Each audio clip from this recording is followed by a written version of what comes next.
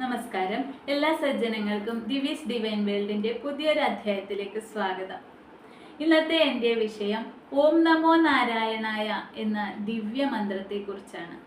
അതിനു മുന്നേ ഇന്ന് പിറന്നാൾ ആഘോഷിക്കുന്ന എല്ലാ സുഹൃത്തുക്കൾക്കും എൻ്റെയും എൻ്റെ കുടുംബാംഗങ്ങളുടെയും പിറന്നാൾ ആശംസകൾ. താങ്കൾ നീണാൾ വാഴട്ടെ, അതിന് ഭഗവാൻ അനുഗ്രഹിക്കട്ടെ. കൂടാതെ ഇന്ന് വിവാഹ വാർഷികം ആഘോഷിക്കുന്ന എല്ലാ ദമ്പതികൾക്കും എൻ്റെയും എൻ്റെ കുടുംബത്തിൻ്റെയും വിവാഹ മംഗള വാർഷിക ആശംസകൾ. താങ്കളും താങ്കളുടെ ഭാര്യയും അല്ലെങ്കിൽ താങ്കളും താങ്കളുടെ ഭർത്താവും ദീർഘനാൾ സന്തോഷത്തോടെ ആരോഗ്യത്തോടെ നന്നായി ജീവിക്കാൻ ഭഗവാൻ അനുഗ്രഹിക്കട്ടെ. എല്ലാ ആശംസകളും നേരുന്നു. ഇന്നത്തെ വിഷയത്തിലേക്ക് വരാം. ഓം നമോ നാരായണായ എന്ന ദിവ്യമന്ത്രം കേൾക്കാത്തവരായി ആരും തന്നെ ഉണ്ടാവില്ല, അല്ലേ? നമ്മൾ ഗുരുവായൂരിൽ പോകുമ്പോൾ ആ ഫലകത്തിൽ ഇങ്ങനെ ഓം നമോ നാരായണായ എന്ന മന്ത്രം സ്ക്രോൾ ചെയ്തു പോകുന്നത് കാണാറുണ്ട്. ആ മന്ത്രം കാണുമ്പോൾ തന്നെ മനസ്സിന് എന്തെന്നില്ലാത്ത ഒരു അനിർവചനീയമായ ശാന്തതയും സമാധാനവും എനിക്ക് അനുഭവപ്പെടാറുണ്ട്. നിങ്ങൾക്കും അങ്ങനെ തന്നെയാണോ? ആണെങ്കിൽ ഒന്ന് കമൻ്റായി പറയണമേ. ഈ മന്ത്രത്തിന്റെ പ്രത്യേകതകളെ കുറിച്ചാണ് ഇന്നത്തെ എൻ്റെ അധ്യായത്തിൽ പറയുന്നത്. ഓം നമോ നാരായണായ. ഓം ന മോ നാ രാ യ ണ യ ഇങ്ങനെ 8 അക്ഷരങ്ങൾ ചേർന്നതാണ് ഓം നമോ നാരായണായ എന്ന മന്ത്രം.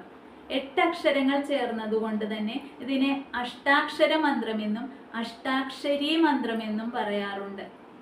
8 അക്ഷരങ്ങൾ ചേർന്നതുകൊണ്ടാണ് ഇങ്ങനെ പറയുന്നത്.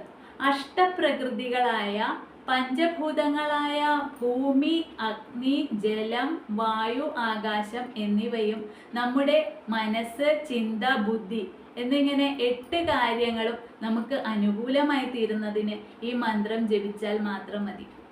ഈ മന്ത്രം ദിവസവും 108 തവണ ജപിക്കുന്നത് വളരെ ശ്രേഷ്ഠമാണ്. ഭഗവാൻ വിഷ്ണുവിൻ്റെ മൂലമന്ത്രമായതുകൊണ്ട് തന്നെ അദ്ദേഹത്തിൻ്റെ അനുഗ്രഹം കിട്ടാൻ ദിവസവും 108 തവണ നമുക്ക് ഈ മന്ത്രം ജപിക്കാവുന്നതാണ്. അഷ്ടാക്ഷരി മന്ത്രം ജപത്തിലൂടെ നമുക്ക് നമ്മുടെ അഭീഷ്ട സിദ്ധി കൈവരുന്നു. കൂടാതെ മനസ്സിന് സമാധാനം, ശാന്തി, രോഗശാന്തി എന്നിവയും ലഭിക്കുന്നു. ഇതിൽ പരം സന്തോഷം വേറെ എന്താണ് വേണ്ടത്? ഭഗവാൻ നമ്മളെ ഉയർത്തുന്നു. ഭഗവാൻ വിഷ്ണുവിൻ്റെ മൂലമന്ത്രമായതുകൊണ്ട് തന്നെ ഭഗവാൻ വിഷ്ണുവിൻ്റെ പൂർണ്ണ അനുഗ്രഹത്തിനായി ദിവസവും നമ്മൾക്ക് ഈ മന്ത്രം ജപിക്കാവുന്നതാണ്. 108 തവണ ജപിക്കുന്നത് അത്യുത്തമമാണ്.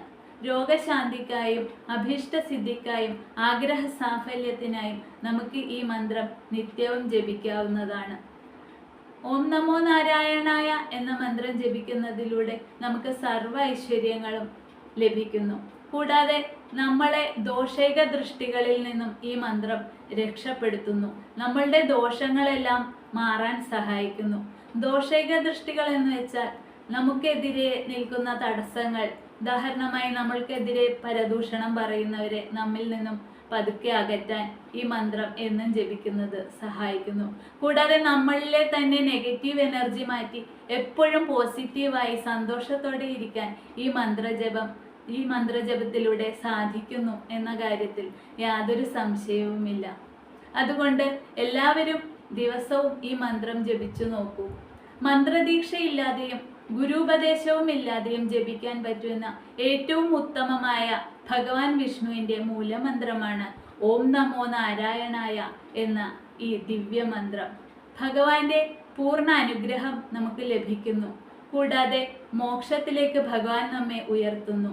മോക്ഷം എന്ന് വെച്ചാൽ പുനർജന്മമില്ലാത്ത അവസ്ഥയിലേക്ക്, ഈ ജന്മങ്ങളിൽ നിന്നെല്ലാം മോചനം നമുക്ക് ലഭിക്കുന്നു എന്ന കാര്യത്തിൽ യാതൊരു സംശയവുമില്ല.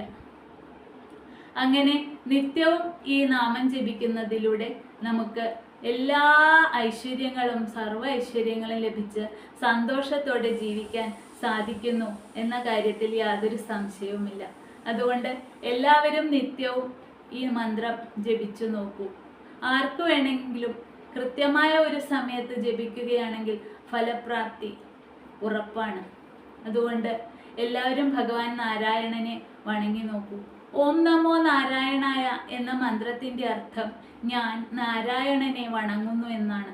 നരനായ ഞാൻ നാരായണനായ ഭഗവാനെ വണങ്ങുന്നു എന്നാണ്.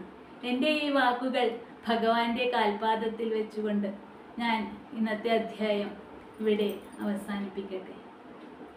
ഹരി കാംബോജി രാഗം പഠിക്കുവാൻ ഗുരുവായൂരിൽ ചെന്നു ഞാൻ. പല നാളവിടെ കാത്തിരുന്നെങ്കിലും ഗുരുനാഥനെന്നെ കണ്ടില്ല, എന്നെ ഗുരുവായൂരപ്പൻ കണ്ടില്ല.